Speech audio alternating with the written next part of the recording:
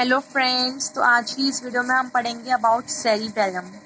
इसका इंट्रोडक्शन देखेंगे, इसकी लोकेशन, रिलेशंस, कितने पार्ट्स हैं, एनाटॉमिकली डिवीजन जो है इसका, फिजियोलॉजिकल डिवीजन है, सब देखेंगे और लास्ट में क्लिनिकल एनाटॉमी भी देखेंगे। So first is introduction. तो सबसे ज़्यादा मेन इसका फंक्शन होता है सेरिबेलम का कि ये मेंटेन करता है हमारी टोन को, पॉस्चर को और equilibrium of body. Equilibrium means balance, हमारी बॉडी को बैलेंस बनाए रखता है। इसका वेट होता है लगभग 150 ग्राम्स। और ये जो है लार्जेस्ट पार्ट है हिंड ब्रेन का। ब्रेन के 3 पार्ट्स होते हैं, उसमें से हिंड ब्रेन का ये लार्जेस्ट पार्ट है। और ऑल ओवर ब्रेन की बात की जाए तो ये सेकेंड लार्जेस्ट पार्ट है ब्रेन का।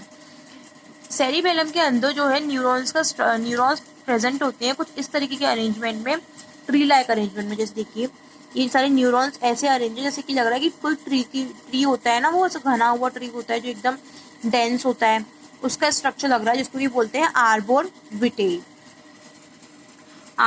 अब इसकी लोकेशन देखते हैं। ये सिचुएटेड होता है पोस्टीरियर क्रेनियल फोसा में। क्रेनियल फोसा को हम 3 पार्ट्स में डिवाइड करते हैं, anterior cranial fossa, middle cranial fossa and posterior cranial fossa.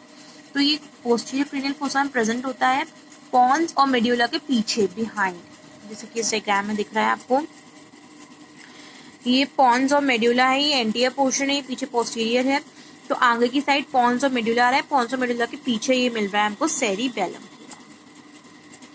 इसके रिलेशंस देखें तो एंटीरियरली क्या है भाई, 4th वेंट्रिकल है, पॉन्स और मेड्यूला है। और पोस्टीरियरली मिल जाएगी आपको ऑक्सीपिटल बोन, क्योंकि पोस्टीरियर क्रेनियल फोसा में और सबसे पोस्टीरियर बोन जो है स्कल की, वो ऑक्सीपिटल बोन ही है। एंड सुपीरियरली मिलते हैं टेंटोरियम सेरिबेलाई। स्ट्रक्चर होता है टेंटोरियम सेरिबेलाई, वो इसके ऊपर की साइड मिलता है, जो कि इस डायग्राम में मेंशन नहीं है अभी। So this is all about diagram. इसमें अभी हम देखेंगे इसके एक्सटर्नल फीचर्स की, इसमें कितने फिशर्स होते हैं, कितने लोब्स होते हैं, वो सब जो कि इस डायग्राम में दिख रहा है। 3 लोब होते हैं, anterior lobe, middle lobe and flocculonodular lobe. दोनों लोब्स जो जिससे डिवाइड होते हैं 3 लोब, 2 फिशर्स से, primary fissure and posterolateral fissure. So तो एक्सटर्नल फीचर्स में आते हैं कि इसके 2 सेरिब्रल हेमिस्फेयर होते हैं, मतलब सेरिबेलम को 2 हेमिस्फेयर्स में डिवाइड किया जाता है। सेरिब्रल हेमिस्फेयर बोलते हैं जिसको कि, और 2 सर्फेसेस होते हैं, superior and inferior, and 3 lobes each, मतलब हर एक हेमिस्फेयर में 3 लोब्स होते हैं। तो टोटल अगर सेरिबेलम की बात करें तो उसमें 6 लोब्स माने जाएंगे, क्योंकि दोनों हेमिस्फेयर हैं। तो और ईच लोब की बात करें तो, सॉरी, ईच हेमिस्फेयर की बात करें तो 3 लोब्स होंगे। तो जो दोनों लोग हेमिस्फेयर्स होते हैं सेरिबेलम में, जो है मिडिल में हमको मिलता है एक स्ट्रक्चर, उसे बोलते हैं वर्मिस, जो कि दोनों हेमिस्फेयर को 2 पार्ट्स में डिवाइड करता है।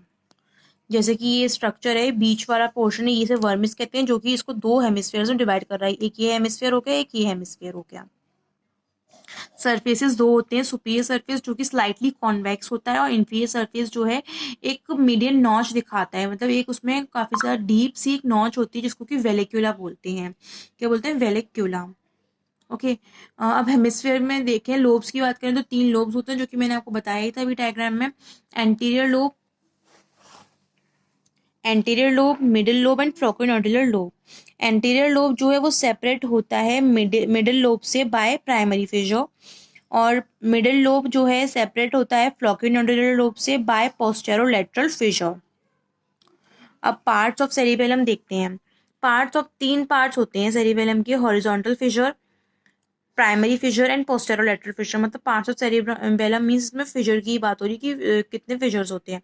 तो 3 फिशर्स होते हैं, 2 तो मैंने बता ही दिया आपको। एक एक्सटर्नल फिशर, एक और फिशर है जिसको की नाम है हॉरिजॉन्टल फिशर, जो कि जो 2 सरफेसेस थे उन दोनों को सेपरेट करता है, सुपीरियर और इंफीरियर सरफेस को। प्राइमरी फिशर तो मैंने बताया कि एंटीरियर लोब मिडिल लोब के बीच में होता है, इन दोनों को सेपरेट करता है। और पोस्टेरोलैटरल फिशर मिडिल और फ्लोकोनोडुलर लोब को सेपरेट करता है। नाउ अब हम देखते हैं functional division of cerebellum. Functional division of cerebellum, तो इसमें देखते हैं जोन्स इसमें फंक्शनली मतलब जोन्स होते हैं, मतलब उसका अलग अलग फंक्शन होते हैं तीनों जोन्स की, तो इसलिए फंक्शनल डिवीजन कहा गया है इसको। 3 जोन होते हैं। लेटरल जोन जो कि लेटरली होगा, मतलब कि बीच वाली लाइन जो हमारी मीडियल लाइन होती है उससे सबसे ज्यादा दूर होगा लेटरली, तो लेटरल जोन। इंटरमीडिएट जोन वो होता है जो कि मीडियन और लेटरल के बीच में आता है, और मीडियन जोन जो कि वर्मिस है। तीनों जोन्स के अलग अलग फंक्शंस हैं। लेटरल जोन है वो, ये तीनों जोन दिखाए हुए हैं पर्पल से, ये लेटरल जोन है, ये ग्रीन वाला इंटरमीडिएट जोन हो गया, और ब्लू वाला वर्मिस है, मतलब मीडियन जोन को वर्मिस भी बोलते हैं। तो लेटरल जोन का फंक्शन होता है कि ये फंक्शन करता है प्लानिंग प्रोग्रामिंग में। जितने भी हम प्लानिंग प्रोग्रामिंग वाले जो हैं, जो भी हम काम करते हैं वो सारे फंक्शन करता है लेटरल जोन, और कोऑर्डिनेशन वाले भी यही करता है। एंड इंटरमीडिएट जोन का फंक्शन है फ्लेक्शन में। जितने भी फ्लेक्शन मूवमेंट्स होते हैं हमारी बोन्स के वो सारे इंटरमीडिएट जोन देखता है, और एक्सटेंसर वाले जो फंक्शंस होते हैं एक्सटेंशन करने वाले वो सारे मीडियन जोन देखता है। अब सेरिबेलम में जो है आउटर पार्ट में ग्रे मैटर होता है और इनर पार्ट में वाइट मैटर। तो जो आउटर पार्ट में ग्रे मैटर होता है उसमें क्या क्या चीज़ें से मिलकर बना हुआ है ग्रे मैटर? सेरिबेलर कॉर्टेक्स और सेरिबेलर न्यूक्लिया है। सेरिबेलर न्यूक्लिया जो है 4 टाइप्स की होती हैं सेरिबेलम में, जिसके की नाम है nucleus dentatus, nucleus globosus, nucleus emboliformis and nucleus fastigii. इन सारे न्यूक्लियस को हम एक निमोनिक के थ्रू लर्न कर सकते हैं, eat drink and go fast. E से हो जाएगा न्यूक्लियस एम्बॉलिफॉर्मिस, डी से न्यूक्लियस डेंटेटस, एंड जी से न्यूक्लियस ग्लोबोसस एंड एफ से न्यूक्लियस फेस्टिगाई। ना उसकी न्यूरॉन्स की बात करें तो 5 टाइप्स ऑफ न्यूरॉन्स इसमें पाए जाते हैं सेरिबेलम में, जो जिसमें कि कुछ जो है इनिबिटरी होते हैं नेचर में और कुछ एक्साइटेटरी होते हैं। तो जो इनिबिटरी होते हैं वो होते हैं Purkinje cell neurons, basket cells, stellate cells and Golgi cells. सिर्फ जो अकेला है एक्साइटेटरी होता है वो है ग्रेन्युलर सेल्स। ब्लड सप्लाई देखें इसकी तो 6 आर्टरीज जो हैं ब्लड सप्लाई करती हैं सेरिबेलम को।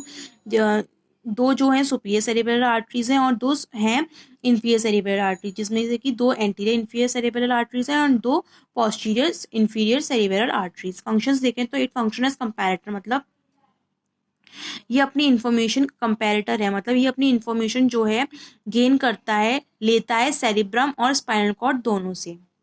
ठीक है, सेरिबेलम जो है इसको लिटिल ब्रेन भी कहा गया है क्योंकि ये एक्ट करता है एज अ यंगर सिबलिंग, मतलब ऐसा एक्ट करता है कि भाई की तरह एक्ट करता है। सेरिब्रम के मतलब ऐसा लगता है कि सेरिब्रम और सेरिबेलम भाई भाई हैं, लेकिन सेरिबेलम जो है वो छोटा भाई है सेरिब्रम का। तो it act as a little brain. और तो मैंने बताया था कि it control tone, posture, equilibrium and fine movements of the body, but it can not initiate the movement. ये कोई भी मूवमेंट को इनिशिएट नहीं कर सकता। ठीक है, अब इसकी क्लिनिकल एनाटॉमी देख लेते हैं थोड़ी सी। इसमें जो अगर वर्मिस में लेजन्स होते हैं, मतलब इधर वर्मिस वाले पोर्शन में लेजन्स होते हैं तो उससे हो जाते हैं ट्रंकल एटेक्सिया। और truncal ataxia means difficulty in walking. Difficulty in walking मतलब जो भी मूवमेंट्स होंगे सारे मूवमेंट्स में डिफिकल्टी होना उसको ट्रंकल एटेक्सिया बोलते हैं।